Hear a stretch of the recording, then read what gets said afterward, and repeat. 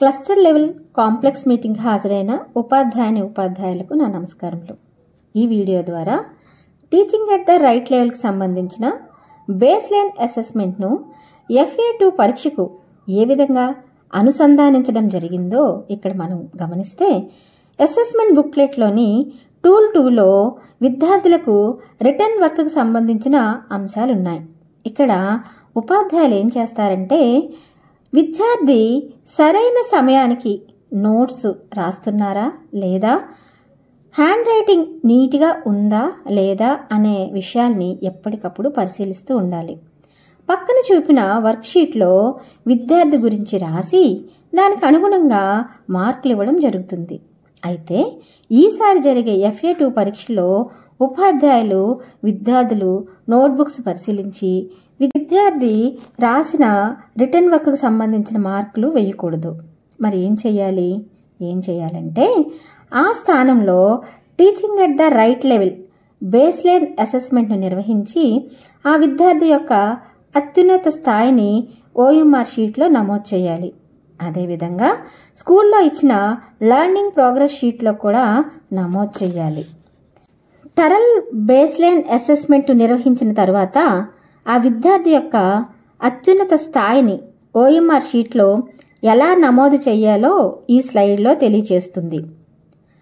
ఇక్కడ మనం చూపిన విధంగా OMR షీట్లో పార్ట్ E టేబుల్ 2లో టూల్ 2లో ఉన్నట్లు ఈ టూల్ 2లో ఆ విద్యార్థి యొక్క అత్యున్నత స్థాయిని బబ్లింగ్ చేయాలి. అయితే ఉపాధ్యాయులందరూ ఇక్కడ గమనించవలసిన విషయం ఏంటంటే, ఇక్కడ 0ను మనం పరిగణలోకి తీసుకోకూడదు. 0ను మినహాయించాలి. 0 దగ్గర ఎటువంటి బబ్లింగ్ చేయవలసిన అవసరం లేదు. ఇక్కడ మనం గుర్తుంచుకోవాల్సిన లెవెల్స్ 1 నుండి 5 మాత్రమే. ఎందుకు అంటే థరల్ అసెస్మెంట్లో 5 స్థాయిలు మాత్రమే ఉంటాయి. ఉదాహరణకి పిల్లవాడికి పరీక్ష నిర్వహించినప్పుడు ప్రారంభ స్థాయిలో ఉంటే 1 దగ్గర బబుల్ చేయాలి, అక్షర స్థాయిలో ఉంటే 2 దగ్గర బబుల్ చేయాలి, పదాల స్థాయిలో ఉంటే 3 దగ్గర బబుల్ చేయాలి, పారా స్థాయిలో ఉంటే 4 దగ్గర బబుల్ చేయాలి, మరి కథా స్థాయిలో ఉంటే 5 దగ్గర బబుల్ చేయాలి. అదేవిధంగా గణితం మరియు ఇంగ్లీష్ పరీక్ష నిర్వహించినప్పుడు కూడా ఇదే విధంగా విద్యార్థి యొక్క అత్యున్నత స్థాయిని OMR షీట్లో బబుల్ చేయాలి. తెలుగు, గణితం మరియు ఇంగ్లీషు సంబంధించిన స్థాయిలను గమనిస్తే తెలుగులో 5 స్థాయిలున్నాయి. అవి 1 ప్రారంభ స్థాయి, 2 అక్షర స్థాయి, 3 పదాల స్థాయి, 4 పారా స్థాయి, 5 కథా స్థాయి. అలాగే గణితంలో కూడా 5 స్థాయిలున్నాయి. 1 no operations, 2 additions, 3 subtractions, 4 multiplications మరియు డివిజన్. ఇక్కడ గుర్తుంచుకోవాల్సింది ఏంటంటే, 1 నో ఆపరేషన్స్ అంటే ఏ విధమైనటువంటి చతుర్విధ ప్రక్రియలు ఆ విద్యార్థికి రావు అని అర్థం. అలాగే ఇంగ్లీష్లో 5 స్థాయిలు ఉన్నాయి. 1 beginner level, 2 letter level, 3 word level, 4 పారా లెవెల్, 5 స్టోరీ లెవెల్. ఈ స్థాయిల ఆధారంగా OMR షీట్లో మనం బబుల్ చేయాలి. థరల్ బేస్ లైన్ నిర్వహించినప్పుడు ఈ చిత్రంలో కనిపించే విధంగా పిల్లలను స్వేచ్ఛాయుత వాతావరణంలో ఒక్కొక్కరికి పరీక్ష నిర్వహించాలి. పరీక్ష పెట్టినప్పుడు విద్యార్థితో మేము టెస్ట్ చేస్తున్నాము లేదా నీ స్థాయిని తెలుసుకుంటున్నాము అని చెప్పకూడదు. అలాగే పరుషమైన పదజాలాన్ని కూడా మనం వాడకూడదు. విద్యార్థిని స్వేచ్ఛా వాతావరణంలోకి తీసుకువచ్చి కొన్ని కుశల ప్రశ్నలు అడిగి, ఉదాహరణకు బాగున్నావా, ఉదయం ఏం తిన్నావు, నువ్వు బాగా చదువుతావంట కదా అన్నట్లు కొన్ని ప్రశ్నలు అడిగి పిల్లవాడిని రిలాక్స్ చేసి తర్వాత మాత్రమే అసెస్మెంట్ నిర్వహించవలసి ఉంటుంది. ఇక్కడ గమనిస్తే తెలుగు, గణితం మరియు ఇంగ్లీష్లో టూల్స్ ఉన్నాయి.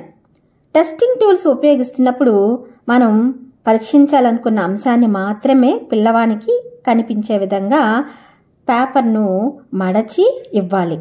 తరువాత వేలు పెట్టి చదవమని చెప్పాలి. ఇక్కడ మనకి 4 శాంపిల్స్ ఉంటాయి. శాంపిల్ 1, 2, 3, 4.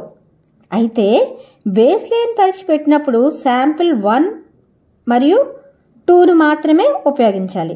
ఉదాహరణకి ఏ అనే విద్యార్థికి మొదటి శాంపిల్ ఇస్తే బి అనే విద్యార్థికి రెండో శాంపిల్ ఇవ్వాలి. ఇలా మిగిలిన విద్యార్థులకు కూడా ఇదే క్రమాన్ని మనం కొనసాగించాలి. మిడ్ లైన్ పరీక్ష నిర్వహించినప్పుడు శాంపిల్ 3 అండ్ 4ని ఉపయోగించాలి. ఎండ్ లైన్ పరీక్షకి నిర్వహించేటప్పుడు మాత్రం బేస్ లైన్, మిడ్ లైన్కి ఉపయోగించని ఏ టూల్ అయితే ఉంటుందో ఆ టూల్ని మనం ఉపయోగించాల్సిన అవసరం ఉంది. ముందుగా పిల్లలకు పరీక్షను పారా స్థాయి నుంచి మనం ప్రారంభించాలి.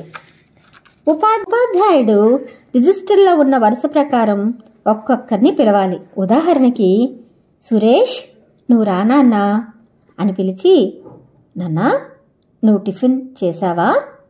ఏం తిన్నావు? నీకు ఏమంటే ఇష్టం?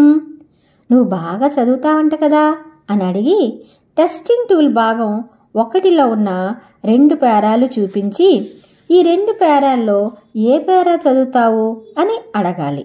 పిల్లవాడు ఎంచుకున్న పేరాను ఉపాధ్యాయుడు ఆ పేరా కనిపించేలా పేపర్ను మడత పెట్టి ఇవ్వాలి. విద్యార్థి చదువుతున్నప్పుడు 3 తప్పుల కంటే ఎక్కువ తప్పులు చదివినా, పదాలుగా చదివినా, ధారాళంగా చదవలేకపోయినా అప్పుడు పదాలు చూపించవలెను. ఉపాధ్యాయుడు టెస్టింగ్ టూల్లోని పదాలను చూపిస్తూ ఇచ్చిన 10 పదాల్లో 5 పదాలు ఎంచుకోమని చెప్పాలి. ఒకవేళ ఎంచుకోలేకపోతే పిల్లవాడు చదివిన మొదటి 5 పదాలలో 4 పదాలు సరిగ్గా చదివితే ఆ పిల్లవాడిని పదాల స్థాయిలో ఉన్నట్టు గుర్తించాలి. అప్పుడు మనము 3ను బబుల్ చేయాల్సి ఉంటుంది ఓఎంఆర్ షీట్లో. అదేవిధంగా ఎంచుకున్న 5 పదాల్లో 4 పదాలు సరిగ్గా చదవలేకపోతే టెస్టింగ్ టూల్లో ఉన్న అక్షరాలని చూపిస్తూ ఇచ్చిన 10 అక్షరాల్లో ఏవైనా 5 అక్షరాలు ఎంచుకోమని చెప్పాలి. ఒకవేళ పిల్లవాడు ఎంచుకోలేకపోతే ఆ పిల్లవాడు చదివిన మొదటి అక్షరాల్లో 4 అక్షరాలు సరిగా చదివితే ఆ పిల్లవాడిని అక్షర స్థాయిలో గుర్తించాలి. అప్పుడు ఓఎంఆర్ షీట్లో మనము 2ను బబుల్ చేయాలి. 4 అక్షరాలు కూడా గుర్తించలేకపోతే ఆ పిల్లవాడిని ప్రారంభ స్థాయిలో నిర్ధారిస్తాము. అంటే ఓఎంఆర్ షీట్లో మనము 1ని బబుల్ చేయాలి. ఒకవేళ పిల్లవాడు పేరాను ధారాళంగా తప్పులు లేకుండా చదవగలిగితే టెస్టింగ్ టూల్లో ఉన్న కథను చూపిస్తూ వేలు పెట్టి చదవమని చెప్పాలి. చదివే క్రమంలో ధారాళంగా చదవలేకపోయినా 3 కంటే ఎక్కువ తప్పులు చదివినా ఆ పిల్లవాడిని మనం పారా స్థాయిలో నిర్ధారిస్తాము. అంటే ఓఎంఆర్ షీట్లో మనము 4ని బబుల్ చేయాలి. కథను ధారాళంగా తప్పులు లేకుండా విరామ చిహ్నాలు పాటిస్తూ చదివితే ఆ పిల్లవాడిని కథా స్థాయిలో నిర్ధారిస్తాము. అప్పుడు మనము ఓఎంఆర్ షీట్లో 5ని బబుల్ చెయ్యాలి. ఈ టెస్టింగ్ ప్రాసెస్లో 2 భాగాలుంటాయి. మొదటిది సంఖ్యలను గుర్తించడం, రెండవది చతుర్విధ గణిత ప్రక్రియలు అంటే కూడిక, తీసివేత, గుణకారం, భాగాహారం మాట. టెస్టింగ్ ఎప్పుడు సంఖ్యల గుర్తింపు నుండే ప్రారంభించాలి. అంకెలను గుర్తించే 3 విభాగాలలో ఇచ్చిన 6 అంకెలలో కనీసం 4 అంకెలను పిల్లలు గుర్తించాలి. ఈ ప్రక్రియ 1వ స్థాయి నుండి మొదలు పెట్టాలి. అన్ని సంఖ్యలను చూపించాలి. కనీసం 4 సంఖ్యలైనా గుర్తిస్తే అప్పుడు తదుపరి స్థాయికి వెళ్ళాలి. సంఖ్య స్థాయితో సంబంధం లేకుండా ప్రతి వానికి 2వ భాగంలోని చతుర్విధ ప్రక్రియలను పరీక్షించాలి. చతుర్విధ ప్రక్రియలో మొదటిగా కూడిక నుండి ప్రారంభించాలి. ఇచ్చిన 3 ప్రశ్నల్లో 2 ప్రశ్నలను సాధించగలిగితేనే తీసివేత స్థాయిని పరీక్షించాలి. అలాగే తీసివేత స్థాయిని సాధించగలిగితేనే గుణకారం స్థాయిని పరీక్షించాలి. అలాగే గుణకారం స్థాయిని సాధించగలిగితేనే భాగాహారం స్థాయిని పరీక్షించాలి. చతుర్విధ ప్రక్రియలో విద్యార్థి ఏ స్థాయి వరకు చేయగలుగుతున్నాడో ఇప్పుడు మనం థరల్ బేస్ లైన్ టెస్ట్లో ఇంగ్లీష్ టెస్టింగ్ టూల్ను ఏ విధంగా ఉపయోగిస్తామో వివరంగా తెలుసుకుందాం. టెస్టింగ్ టూల్ భాగం 1లో ఉన్న 2 పేరాలు చూపించి ఈ 2 పేరాల్లో ఏ పేరా చదువుతావు అని అడగాలి. పిల్లవాడు ఎంచుకున్న పేరాను ఉపాధ్యాయుడు ఆ పేరా కనిపించేలా పేపర్ను మడతపెట్టి ఇవ్వాలి. విద్యార్థి చదువుతున్నప్పుడు 3 తప్పుల కంటే ఎక్కువ తప్పులు చదివినా లేదా పదాలుగా చదివినా ధారాళంగా చదవలేకపోయినా అప్పుడు పదాలు చూపించాలి. ఉపాధ్యాయుడు టెస్టింగ్ టూల్లోని పదాలను చూపిస్తూ ఇచ్చిన 10 పదాల్లో 5 పదాలు ఎంచుకోమని చెప్పాలి. ఒకవేళ ఎంచుకోలేకపోతే పిల్లవాడు చదివిన మొదటి 5 పదాలలో 4 పదాలు సరిగ్గా చదివితే ఆ పిల్లవాడిని పదాల స్థాయిలో గుర్తించాలి. అప్పుడు మనం 3ను బబుల్ చేయాలి. ఎంచుకున్న 5 పదాల్లో 4 పదాలు కూడా సరిగ్గా చదవలేకపోతే టెస్టింగ్ టూల్లో ఉన్న అక్షరాలను చూపిస్తూ ఇచ్చిన 10 అక్షరాల్లో ఏవైనా 5 అక్షరాలు ఎంచుకోమని చెప్పాలి.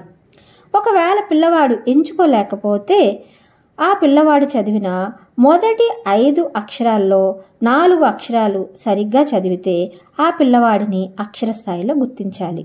అప్పుడు మనం OMR షీట్లో 2ను బబుల్ చేయాలి. 4 అక్షరాలు కూడా గుర్తించలేకపోతే ఆ పిల్లవాడిని ప్రారంభ స్థాయిలో నిర్ధారిస్తాం. అంటే మనం OMR షీట్లో 1ని బబుల్ చేయాలి. ఒకవేళ పిల్లవాడు పేరాను ధారాళంగా తప్పులు లేకుండా చదవగలిగితే టెస్టింగ్ టూల్లో ఉన్న కథను చూపిస్తూ వేలు పెట్టి చదవమని చెప్పాలి. చదివే క్రమంలో ధారాళంగా చదవలేకపోయినా 3 కంటే ఎక్కువ తప్పులు చదివినా ఆ పిల్లవాడిని పేరా స్థాయిలో నిర్ధారిస్తాం. అంటే మనము OMR షీట్లో 4ను బబుల్ చేయాలి. కథను ధారాళంగా తప్పులు లేకుండా విరామ చిహ్నాలు పాటిస్తూ చదివితే ఆ పిల్లవాడిని కథా స్థాయిలో నిర్ధారిస్తాం. అప్పుడు మనం OMR షీట్లో 5ను బబుల్ చేయాలి. ఉపాధ్యాయులందరికీ ముఖ్య గమనిక: అన్ని సబ్జెక్ట్స్కి యథావిధిగా అసెస్మెంట్ బుక్లెట్లో టూల్ 2 నందు ఇచ్చిన విధంగా రిటర్న్ వర్క్ చేయించుకోవాలి. తెలుగు, ఇంగ్లీష్ మరియు మ్యాథ్స్ సబ్జెక్ట్స్కి మాత్రమే థరల్ బేస్డ్గా ఇవ్వబడుతున్నటువంటి ఈ ప్రశ్నాపత్రాలను టూల్ 2లో నిర్వహించాలి. ప్రశ్నించగా వచ్చినటువంటి మార్కులను OMR షీట్లో బబుల్ చేసుకోవాలి. EVSకు మాత్రము అసెస్మెంట్ బుక్లెట్లో టూల్ 2 నందు ఇచ్చిన రిటర్న్ వర్క్ మార్క్స్ను OMR షీట్లో బబుల్ చేయాలి. అంటే గతంలో FA1కు ఏ విధంగా మనం చేశామో అదే విధంగా FA2 కూడా చేసుకోవాల్సిందిగా కోరుతున్నాము. అందరికీ కూడా ధన్యవాదాలు.